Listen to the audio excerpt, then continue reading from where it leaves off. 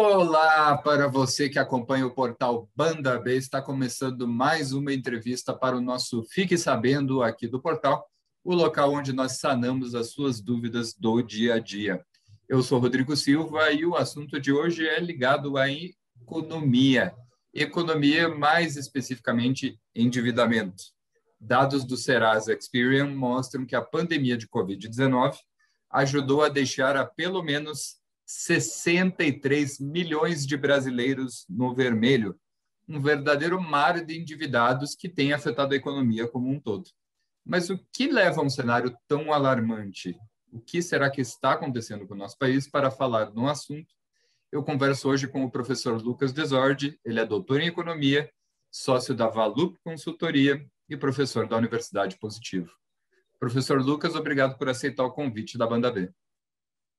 Obrigado, Rodrigo. É um prazer estar conversando com você e com todos os seus ouvintes e telespectadores.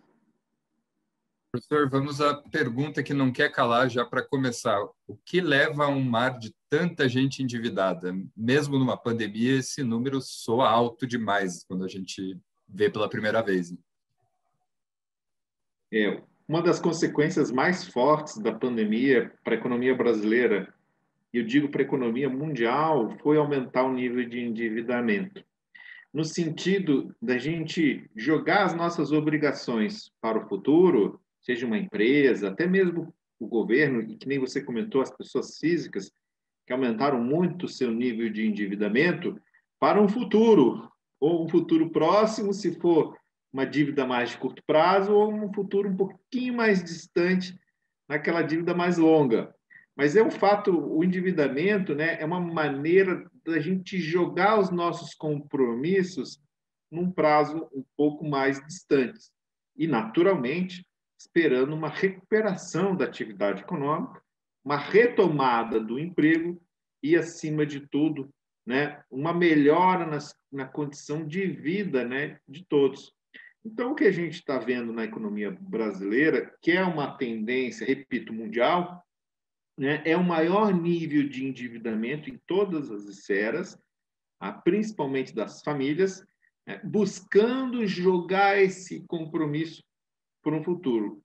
E esse endividamento ele pesa mais, né, para os trabalhadores e para as empresas que realmente foram mais afetadas e que necessariamente precisam ter uma atenção especial, tanto da iniciativa privada do sistema financeiro, como do governo, ou seja, dos programas do governo. Porque enfrentar essas paralisações que a gente teve de mobilidade, ou lockdown, né, de uma maneira tão extensa, num período tão longo, prejudicou muito a receita e prejudicou muito a atividade econômica e a renda, né, desses trabalhadores. Então, a gente viu, ao mesmo tempo, um maior nível de endividamento dessas pessoas e, infelizmente, sabe, Rodrigo, o maior nível de desigualdade, né? Porque algumas pessoas, alguns setores cresceram muito forte, né? Ou pessoas que, né, têm a sua renda mais garantida, seja por um bom contrato na iniciativa privada ou uma estabilidade do servidor público, né? Eles, em relação a essas pessoas mais afetadas do setor primário, do setor privado, perdão, elas sofreram um distanciamento de renda, né? Então a desigualdade aumentou. Então, ao mesmo tempo que a gente teve um crescimento do endividamento, infelizmente, né, a gente vê na economia brasileira um aumento dessa desigualdade. Professor, agora, para a gente conversar com as famílias que estão sofrendo com esse problema, que estão prolongando compromissos financeiros, como o senhor até falou. Como priorizar gastos dentro de casa, digamos assim? O senhor tem dicas para quem esteja com dificuldades em relação a isso? A gente sabe que culturalmente muitos brasileiros não têm a cultura de fazer esse controle de gastos para saber quanto estão gastando, se estou gastando mais aqui, se eu tenho que cortar mais ali. Quais dicas o senhor daria? Olha, primeiro ponto, assim, central, é importante ter controle, né? Então, uma família, que é uma unidade familiar, ele tem que ter uma lógica, né, de controle de orçamento, né? Se o governo tem orçamento, né, a gente vê em todas as esferas, se as empresas têm seu orçamento, Por que as famílias não podem ter o seu orçamento também? Então, é importante você ter o seu orçamento. E daí eu digo a questão do orçamento de uma maneira muito direta, né? E simples, assim, se você preferir dessa maneira. Controle de entradas e controle de saídas de recursos. Então, é importante você anotar, né? Os principais gastos. Às vezes, um detalhe ou outro, a gente não consegue ter todas essas informações. Mas é importante você ter, né, esse controle de entradas e saídas. Então, eu peço atenção especial, assim, mensalmente, assim, né, às famílias, levantarem essas informações, conversarem, né, naturalmente com todos os envolvidos, ou seja, quais são, né, qual é a sua capacidade, né, de gasto durante o mês, tá? E, acima de tudo, também não ter, né, a preocupação, por exemplo, de ir ao banco ou uma instituição financeira e renegociar sua dívida. A gente vê os bancos, muitas vezes, buscando essa renegociação de dívida e dando uma condição, né, dada a situação da pandemia, e dando uma condição para que as famílias consigam, na renegociação, encaixar aquele parcelamento mensal dentro do seu orçamento. Então, não deixe sua dívida na gaveta. Tá? Busque, né, com o seu banco uma negociação e um planejamento financeiro. É importante você ter esse controle, é fundamental. Sem controle, aí a gente fica numa esfera muito preocupante, que não sabe exatamente quanto que entrou, quanto que ganhou, e pior ainda, né? Não sabe quanto que gastou. E não sabe. E a gente está numa situação delicada. Por quê? Porque o custo de vida está subindo. Então, energia elétrica, alimentação no domicílio, gasto com saúde, tudo está subindo, está subindo muito. Então, para você definir prioridades no orçamento, você precisa saber, né, realmente quanto que você está gastando na ponta do lápis. Então, é importante as famílias terem essa preocupação e esse hábito. Não adianta fazer só no mês, né, Rodrigo? Você tem que fazer mês a mês e, consequentemente, fechar o semestre, fechar o ano e poder discutir uma melhor maneira de você trabalhar o seu orçamento. Disciplina e pagar tudo em dia, resumindo, né, professor? Pagar tudo em dia. E se você usa cartão de crédito para ganhar pontos, que mais ainda, você tem que ter o controle. Porque no momento em que você usa o cartão, você precisa do cartão de crédito numa emergência, às vezes o teu limite já está tomado ou você perdeu o controle do seu orçamento. Então, eu entendo que tem famílias que têm o hábito de pagar tudo no cartão de crédito, e não rodar a fatura. Beleza, é ótimo. Mas percebam a importância do controle e, acima de tudo, a consciência de que, poxa, se eu precisar de uma renda extra por uma emergência, pode ser que eu não venha utilizar o cartão de crédito, tenha que utilizar outro recurso. Um crédito direto ao consumidor, naturalmente, um outro financiamento, consignado e por aí vai. E emergência sempre tem, né, Rodrigo? Sempre tem. Sempre tem, é verdade. E, professor, voltando um pouco à questão dos bancos, teoricamente, em momentos assim, eles têm que facilitar o acesso ao crédito. O que isso tem sido feito? Como é que o senhor está vendo esse cenário? A gente vê no mercado brasileiro bancário de crédito um aumento da concorrência, né? Essas grandes fintechs que a gente vê, que não são os tradicionais, né, as nossas contas correntes tradicionais, elas estão ganhando espaço na economia. Tá? E dentro desse meio de concorrência, a gente vê grandes instituições crescendo e até alguns bancos assim oferecendo crédito específico assim para famílias ou CPFs, né, CPFs de famílias, e sem consulta, por exemplo, ao sistema de proteção de crédito, ou com, né, uma condição mais interessante para as famílias que estão numa situação financeira mais delicada.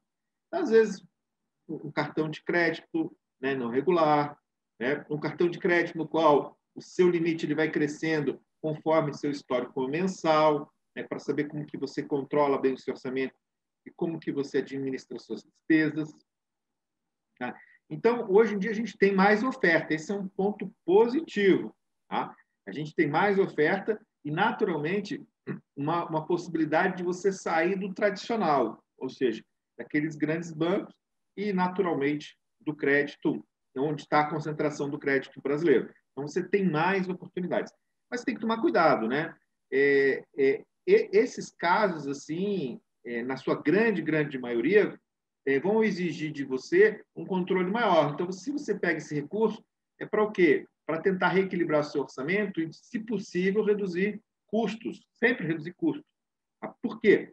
Porque os juros é maior.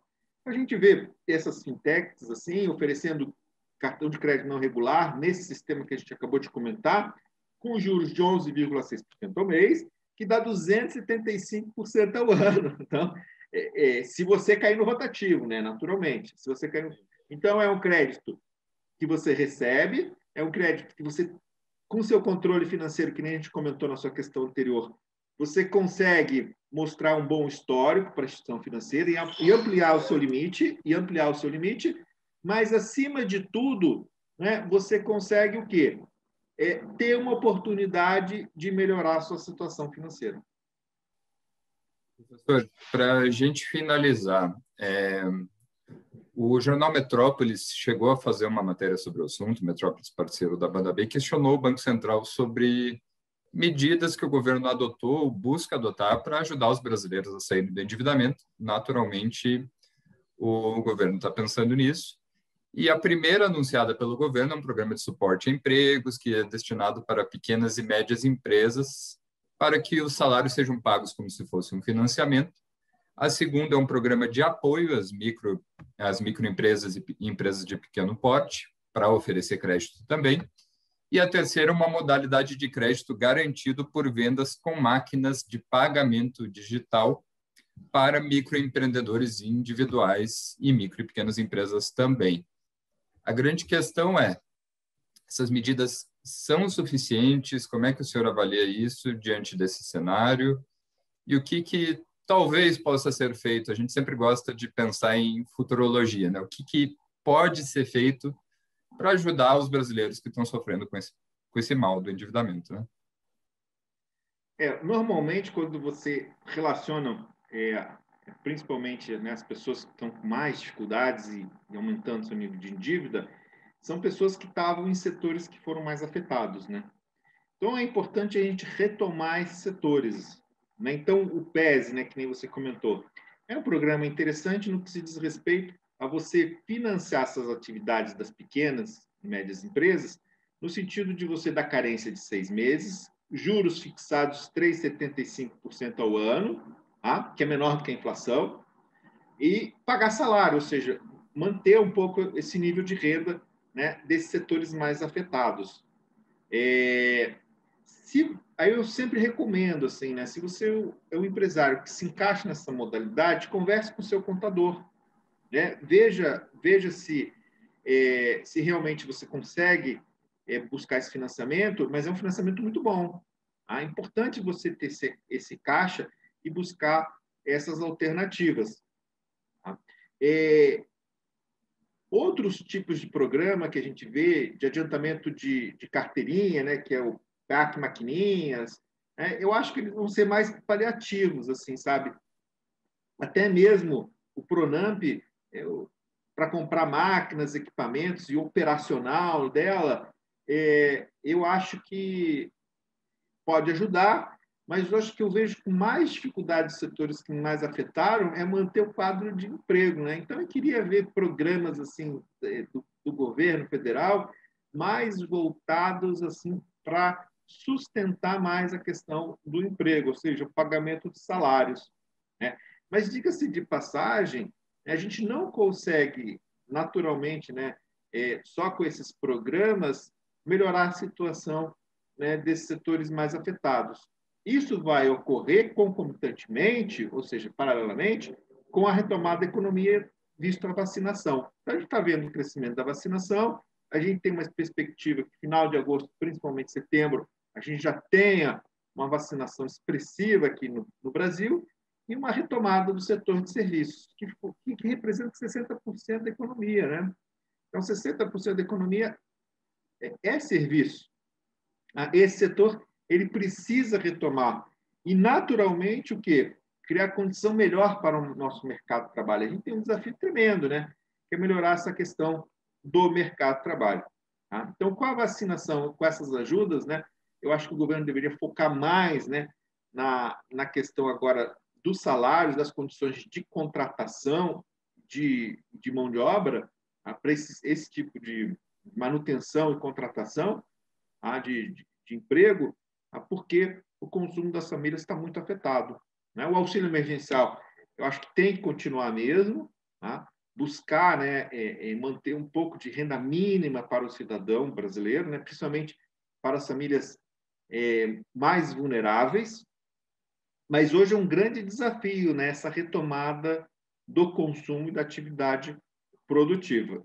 Mas o programa por si só, ele não vai resolver o problema das empresas e o aumento do endividamento. Ele vai melhorar, ele ajuda, né? Mas, impreterivelmente, a gente tem que ter essa retomada aí da atividade econômica, que a atividade econômica mais presencial com mobilidade social, naturalmente, essa que eu estou falando, né, que a eletrônica cresceu muito, mas a de mobilidade social com, com o processo de vacinação, que está avançando, né, disso. Resumindo, né, professor, uma coisa ligada à outra, né? Para destravar uma área, a gente precisa se vacinar. A vacinação é chave para a retomada da economia. Queria te agradecer por essa entrevista, professor. Muito obrigado. Obrigado, Rodrigo. Foi um prazer conversar com você, seus ouvintes e telespectadores. E para ver essa e outras entrevistas do projeto Fique Sabendo, você pode acessar ele no endereço www.bandab.com.br/notícias/categoria/Fique Sabendo. Esse link está na descrição do vídeo aqui do YouTube, a entrevista com o professor também, naturalmente, e essa entrevista será anexada a uma matéria escrita no portal Banda B, ali no Fique Sabendo. Obrigado, professor, e até a próxima entrevista. Tchau. Obrigado.